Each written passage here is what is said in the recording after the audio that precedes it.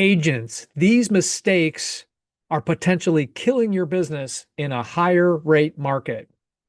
Hey, everybody, Mike Ferrante here with LPT Realty and the Mike team. We're real estate agents serving greater Cleveland, Northeast, and Central Ohio. That's right. Pretty much if you have a need, real estate need, and other needs in Ohio, hit me up. Go to 21mike.com, click that button at the top. And of course, if you're an agent, tune in every Tuesday for some free training. We do 15, 20 minutes on different topics. Today's topic, of course, is all about this higher rate market. And listen, things aren't going to improve anytime soon. We've got a conflict in the Middle East. Oil prices are rising. I even heard that the Fed could potentially increase rates this year because they're terrified of inflation. So more on that in a second. By the way, if you're watching this on YouTube, make sure to smash that subscribe button. Follow us on Facebook, 21 Mike Team, and like and follow and share and send me messages. Email me if you want, Mike at 21mike.com. Tell me what topic you want us to cover. By the way, coming up, I've got 5 weeks of scripts. Okay, the people have spoken and they want the secret sauce. They want to know scripts and dialogue. So we're going to do 5 weeks of agent scripts, everything from for sale by owners, expireds, open house scripts, everything you can think of in 5 weeks starting March 31st. So 5 weeks in a row, we're going to do scripts. So make sure you tune in for that. Now back to the topic at hand, which of course I called it the new normal in the market. Now, let me preface this by saying real estate's hyper local. We're here in Ohio, Cleveland, Columbus, pretty much anywhere, the northern half of the state of Ohio. My understanding, though, is that we've got people in Florida in a buyer's market. We've got balanced markets. We've got sellers markets like Northeast Ohio. So things are nuanced according to your local market. But there's one thing that is pervasive. I just wanted to drop that word today throughout all markets, and that is we're in a higher rate environment. Now, I say higher because people who are sitting on twos, threes, and fours in their current homes and their mortgages, that's not going to happen again. And buyers who are waiting for that are going to be left in the dust. So that's something we have to understand. And we also have to be able to convey that to our clients. Now, I opened by saying you're making these mistakes and it could be killing your business. Here's what I want to talk about today. This is the new normal, yes. Okay, the number of transactions that we're experiencing, we were up here and everybody was getting in the real estate business, right? From 2020 to 2022, all these people flooded. There's all these agents, and all of a sudden you're seeing agent count drop because, oh, it's not easy money. There aren't a zillion home sales a year. Transactions have dropped between 10, 20% in number of transactions. That means we have more agents fighting over fewer transactions. This is the new normal. Okay, we're never going to go back to that crazy 2, 3 years when there was all these transactions and houses were selling like that in multiple offers and anybody could be a listing agent. Okay, buyers were fighting over homes. That's gone. So the new normal is this market. And one of the mistakes that I saw agents making, it was very self-serving, right? The people, the public already think so little of real estate agents. They think we're without value. They think we're glorified door openers. They don't think that we add a lot of value in general. Okay, I teach an ethics class, and one of the slides I like to show is how ethical they think we are. We're like 2 steps above used car salesmen. We're 1 step above attorneys on this survey. So they don't place a lot of value on what we do. And it's for reasons like this. Have you seen the post that says, date the rate, marry the house? It's completely without value. I see Scott nodding. It's completely without value. It's self-serving. Hey, buy a house anyway, is what we're saying. Don't worry about the rate. You can always refinance later. Huge mistake. And guys, if you're saying stuff like this is the type of mistake that you're making in this environment. Frankly, in any real estate market, we should be looking to add value for people. So I'm going to give you a script today, a little teaser on the 5 weeks of scripts coming up. Here's what I would say to someone, a buyer especially, or a seller who's thinking about buying, who says to you, hey, what about interest rates? Just be honest. There's nothing that's going to drive rates back down in the twos, threes, and fours. Educate yourself on ways to reduce the rate, buying down rates. There are programs that you can buy down a rate. You can have a seller in some markets pay closing costs to buy down that buyer's rate. So instead of just throwing out catchy catchphrases like date the rate, marry the house, talk about, hey, what can we do to get that rate down for you? Also, be real with people.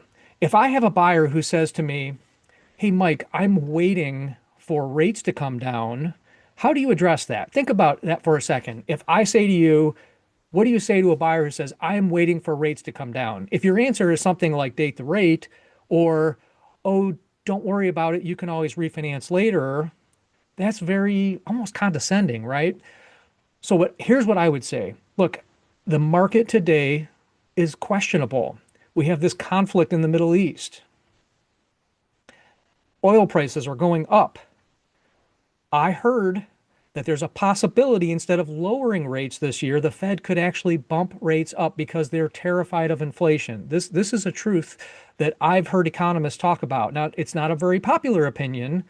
And of course, we've got employment numbers are poor. The overall economy numbers aren't great.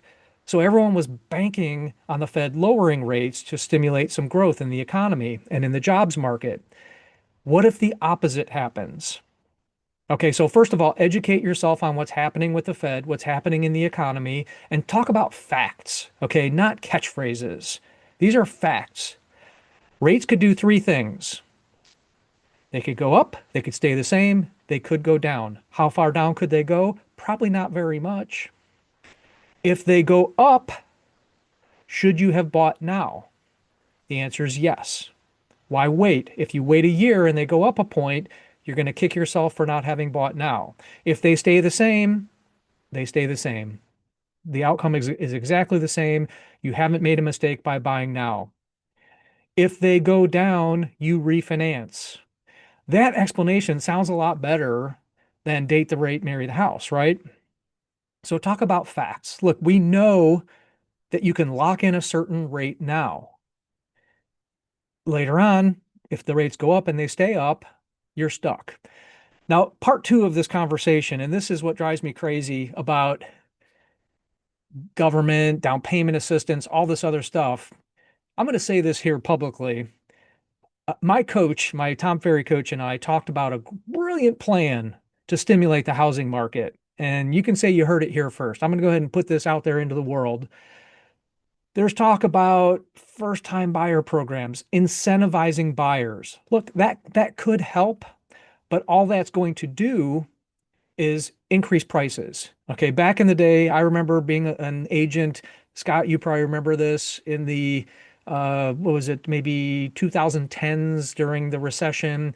There was this big grant. You're a first-time buyer, you get a bunch of money towards your down payment, and you don't have to pay it back. So basically, it was 10, 20, 20,000, whatever it was, and it stimulated buying.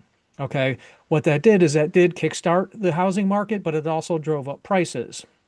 So if we drastically lower interest rates, if we throw incentive money out there, it's going to increase demand and thusly raise prices. What we really need to do is stimulate the builders, give them incentives, the builders and developers. But the other thing we could do, what's the big problem in the housing market right now? It's that people who are sitting on mortgages in the twos, threes, and fours are looking at today's rates in the sixes and who knows, maybe sevens soon, saying, I don't really need to move. I want to move. I'm not leaving my house with a 3% mortgage to go buy something for a 6.5% mortgage. I can stick it out here for a while. That's where the logjam is in the market. So, any government people listening, incentivize those folks. Incentivize the sellers who are move up buyers, get that lower priced inventory on the market. Now we get inventory churning. We get people sitting in lower priced homes. In our market, it's 100s and 200s. Yes, you heard that correctly. 100s and 200s is our entry level housing. I can't build houses in that price range. We're building homes in the high 200s. That's entry level as best we can get it. But get people out of those homes that are in the hundreds and 200s and maybe low threes. Let them move up and it frees up all this inventory. So anyway, that was my tangent for today, tangent alert. But going back to the sellers, when they approach you with this conversation and say, I don't want to move because I'm sitting on this mortgage rate, when we say silly things like date the rate, we sound self-serving.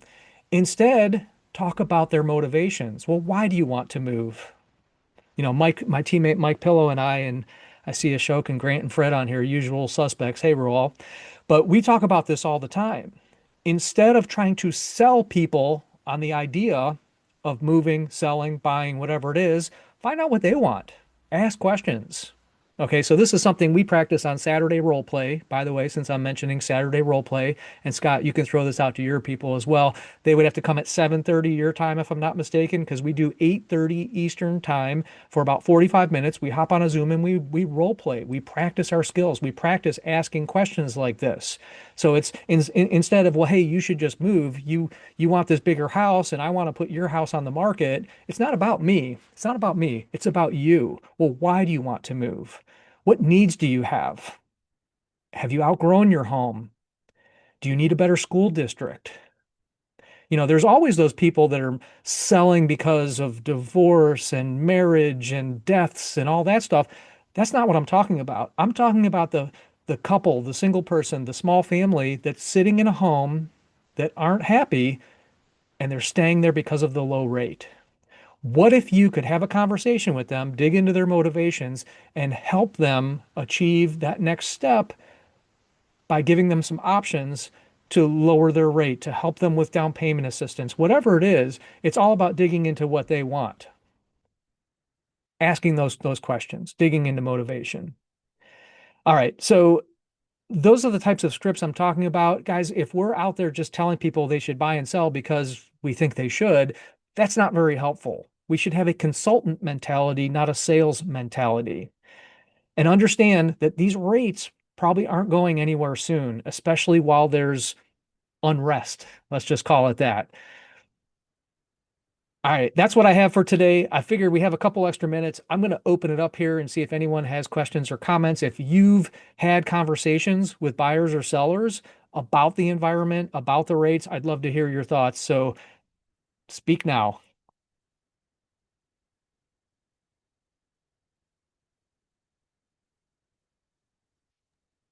Can you hear me, Mike? Now I can. What do you Okay. got, Scott? Well, it depends on the lender, but uh, there are assumptions, VA and FHA, that where where the seller may have a 3.5% loan. The thing is, though, is that you know some lenders may take 8 months to process those. Mm, Some may not. I got a referral in yesterday, and and the guy the the referral was the person referred to us wants to assume this note, and I've got to call into the listing agent to find out how long that lender will take before I assign him to this guy to one of our agents and get him wrapped up in something that could take months. right. Uh, there is also, I agree with you that date the rate, marry the house is such a bunch of baloney. But I don't know whether all, but I know our in-house lender, which is a branch of Rocket Mortgage, they will not necessarily, not, well, they will refinance, but they will recast the loan. A little bit of difference. In other words, uh, they'll just simply take the balance that's owed at that moment. And let's say rates did go to, I'm just going to say 5.5%, we'll say. They will just take where they stand. If they made 2 years of payments, let's say, there'll be 28 years left, and the rest of what's left will be at 5.5%. Interesting. Yeah, that whole assumption idea is interesting because I heard once that all FHA loans are assumable. And The VA, and VA. yeah. The issue, of course, for a buyer is that if it's a $200,000 house that was 200,000 10 years ago, the mortgage is now 100, let's say, but the value Yeah, is now 300. So the buyer has to figure out how to bridge that roughly $200,000 gap. absolutely. Yeah. So is that a second mortgage? Is that a pile of cash? I don't know. But again, it's worth having the conversation because there might be a way to do it. The Eh, other thing is, yeah. I didn't really talk about prices, Scott. And I know real estate's hyper local. Here in Ohio, we have not seen a big price decline. I heard in parts of Texas, I don't think San Antonio was affected by this, but in Uh, parts of Texas, Florida, some other states, that prices have declined by 10, 20, 30%, which is huge. So it's really important, I think, for agents to understand what's happening in their market, run those stats every month, understand what inventory is doing, the months of inventory that you have on the market so that you can talk to each client individually. Here in our market, I know the numbers. I know there's only 2.5 to 3.5 months of inventory. That's still a seller's market. So, can you get sellers to pay closing costs in your market? Here we can sometimes, get those concessions, buy down rates, find ways to make homes more affordable for those people that are sitting on the lower rates. One thing too is even though these FHA loans and VA loans can be assumed, the buyer still has to qualify Right. to assume Yep, them. exactly. Well, that's what I have for you today, guys. Thank you so much for being here. Again, tune in starting March 31st. We got one more week of training for next week. I don't have that topic on the tip of my tongue, but just go to Facebook, look up 21 Mike Team. All our events are posted there. If you have a suggestion for a Tuesday training you want to see, just email me, mike@21mike.com. And of course, go to the website, click that button, schedule an appointment with me or someone on the team. Thanks, everybody.